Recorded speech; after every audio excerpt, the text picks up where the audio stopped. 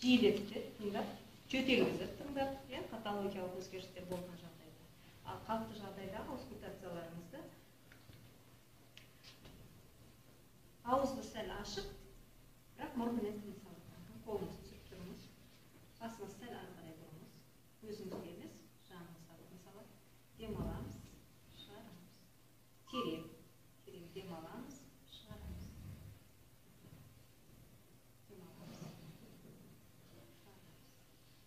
Бұғананың үстінде тыңдамаймыз, бірақ перкуссия жасаймыз ол жерде. Бірінші қабырға аралықта қайсысы жатады? Пара. Демаламыз, шығарамыз. Бір тыныс алып, тыныс шығару фазасын толық тыңдаймыз. Демаламыз, шығарамыз. Екінші қабырға аралықта қай жер? Бұған ортасы. Демаламыз, шығарамыз. Демаламыз, шығарамыз. Сол қолыммен мен оны сүйеп тұрмын, өйткені жиі тыныс алдырсақ, терең тыныс алдырсақ, бас айналып кетеді. Демаламыз.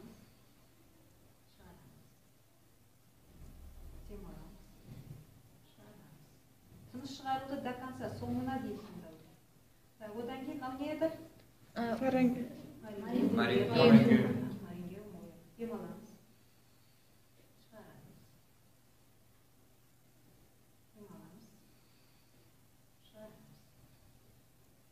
Енді бүйір жағы, ол үшін екі қолды желкеге қойып, қолтыққа терең батырып тыңдаймыз.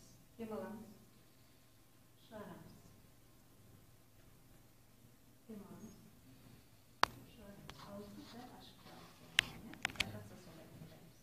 Төртінші қабырға демаламыз, шығарамыз.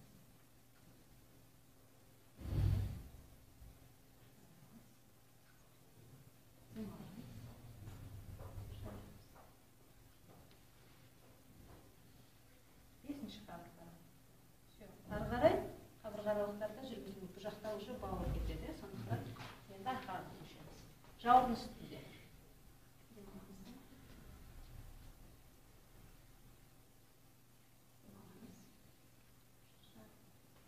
Екі қолды айқастырып, үйімді ұстап тұрады, перкуссия жасайтын кезде айтқанбыз. Жауырын аралықта. Демаламыз, терең, шығарамыз. Кеудені көтеріп демаламыз. Шығарамыз. Демаламыз. Шығарамыз. Демаламыз. Шығарамыз.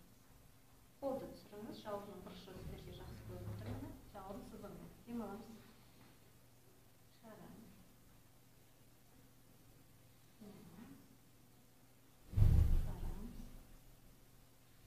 Жауырын сызығымен екі рет тыңдалады.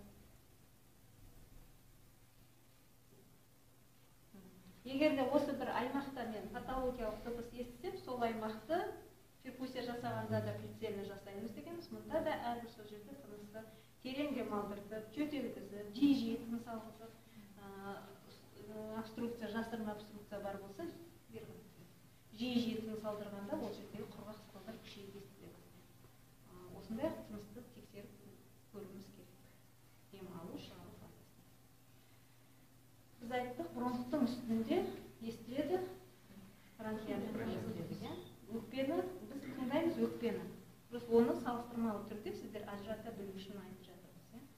Өкпеде тыңдап болғаннан кейін қандай қорытынды бересіздер? Екі жағында бірдей. Бірдей кет па? Өкпеде визикулалық тыныс, қосымша тыныс шулары жоқ. Осы берілетін осы ауру тарихына жазатындарымыз осы қалыпты жағдайда дені сауында өкпеде визикулалық тыныс, қосымша тыныс шулары жоқ. Сіздерден сұраймыз емтиханда осындай. Визикулалық тыныс дегеніміз не ол деп? Тыныс алу фазасында толығымен естіледі, тыныс шығару фазасының бастапқы 1/3 естіліп, ары қарай жойылып кетеді деді. Нәзік үнді Ф әрпін демді ішке алып тұрып айтқандағы дыбысқа ұқсайды дедік. Ф әрпін демді, негізі Ф деп демді сыртқа шығарып айтамыз. Керісінше демді ішке алып тұрып айтқандағы үніне ұқсайды. Осыны айтуларымыз керек. Бронхтық тыныстан айырмашылығы. Бронхтық тыныс естіледі кеңірдектің үстінде, алдыңғы жақта, арт жақта Birinci. бірінші, төртінші, жетіде уже жоқ қой өкпе, иә. Төртінші кеуде омыртқасына дейін, иә, бері қараңыз. Дейін естіледі. Х әрпіне ұқсайды, дөрекі естіледі, тыныс алу фазасында да, шығару фазасында да естіледі. Сәт демаламыз, ауызды ашып демаламыз.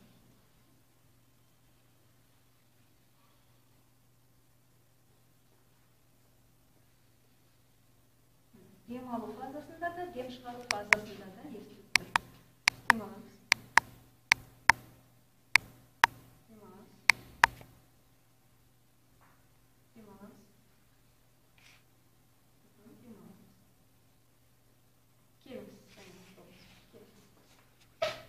Кеңірдектің үстінде тыңдаңыз. Кеңірдектің үстінде, сосын наринген мойын ашылды. Ведикуласын, құлақ айырмасын.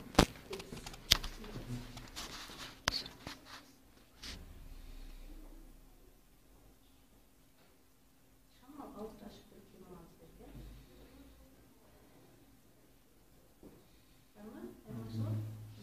Енді мұнда кеңірдектегі қарағанда ол жерде бәсеңді өсті, бірақ ол бұрын. Шығаруда да жақсы естіліп тұр, дөре келеді.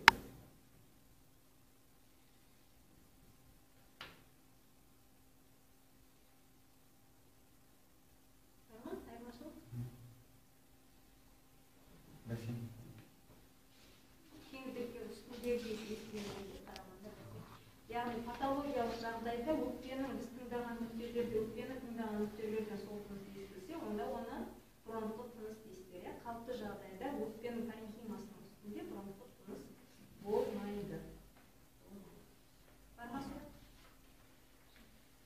Сұрақ болса дайындалған уақыт өтіспейді.